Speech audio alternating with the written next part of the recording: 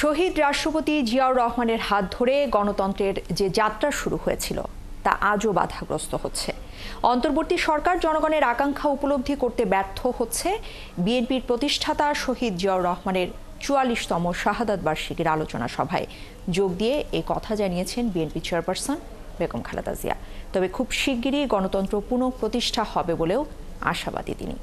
সভায় দেয়া বক্তব্যে আবারও নির্বাচনী রোডম্যাপ চাইলেন দলের ভারপ্রাপ্ত চেয়ারম্যান তারেক রহমান। শফিকুল হকের প্রতিবেদন। বিএনপির প্রতিষ্ঠাতা ও শহীদ রাষ্ট্রপতি জিয়াউর রহমানের ৪৪তম শাহাদাত বার্ষিকী উপলক্ষে ইঞ্জিনিয়ার্স ইনস্টিটিউশনে এই আলোচনা সভার প্রধান আকর্ষণ ছিলেন বিএনপি চেয়ারপারসন বেগম খালেদা জিয়া। প্রতি বছর মে মাসের এই দিনটি আমাদের পরিবারে আসে এক বেদনা বিধুর স্মৃতি নিয়ে। গুলশানের বাসভবন থেকে পাঠানো এক ভিডিও বার্তায় গণতন্ত্র ও উন্নয়নের মাধ্যমে সমস্যা সমাধানের জন্য যে রাজনীতি শহীদ জিয়াউর রহমান রেখে গেছেন তা বাস্তবায়নের আহ্বান জানান সাবেক এই প্রধানমন্ত্রী। এ লক্ষ্যে দলের নেতাকর্মীদের সুশৃঙ্খলভাবে এগিয়ে চলার নির্দেশও দেন তিনি। গণতন্ত্র নিরবচ্ছিন্ন যাত্রা আজও বাধাগ্রস্ত হচ্ছে প্রতি পদে পদে। খুব শীঘ্রই আমরা বাংলাদেশকে গণতন্ত্রে পুনঃপ্রতিষ্ঠিত দেখতে পাব। এই হোক শহীদ জিয়ার শাহাদাত বার্ষিকীতে আমাদের অঙ্গীকার। এই লক্ষ্যে সুশৃঙ্খলভাবে এগিয়ে চলার জন্য আমি বিএনপির সকল পর্যায়ের নেতা কর্মী ও দেশবাসীর প্রতি আহ্বান জানাচ্ছি।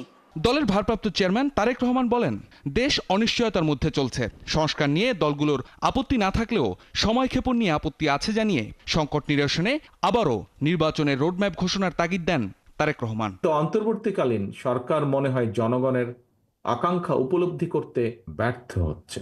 আমি অন্তর্বর্তীকালীন সরকারের কাছে আবারও আহ্বান জানাই, জনগণের আকাঙ্ক্ষাকে ধারণ করুন, অবিলম্বে ডিসেম্বরের মধ্যেই সুনির্দিষ্ট দিনক্ষণ দিয়ে জাতীয় নির্বাচনের তারিখ ঘোষণা করুন। এখানে অন্তর্বর্তীকালীন সরকারের জয় বা পরাজয়ের কোনো কিছুই নেই, বরং স্বাধীনতা প্রিয় জনগণকে একটি সুষ্ঠু নির্বাচন উপহার দিয়ে গণতন্ত্রকেই বিজয়ী করতে সাহায্য করুন। দলের মহাসচিব মির্জা ফখরুল ইসলাম আলমগীর অভিযোগ করে বলেন, দেশে আবারও বিরাজনীতিকরণের ষড়যন্ত্র চলছে।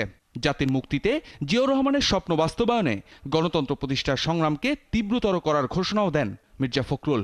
এখন একটি কথা, একটি কাজ, আমাদের জাতির মুক্তির জন্য এই জাতিকে সত্যিকার অর্থেই শহীদ জিয়ার যে স্বপ্ন, সেই স্বপ্নকে বাস্তবায়িত করার জন্য, তার ইপ্সিত লক্ষ্যে পৌঁছে দেওয়ার জন্য সকলকে ঐক্যবদ্ধ হয়ে আমাদেরকে গণতন্ত্রে পৌঁছানোর সংগ্রামকে আরো তীব্র থেকে তীব্র করতে হবে। শফিকুল হক, ৭১, ঢাকা।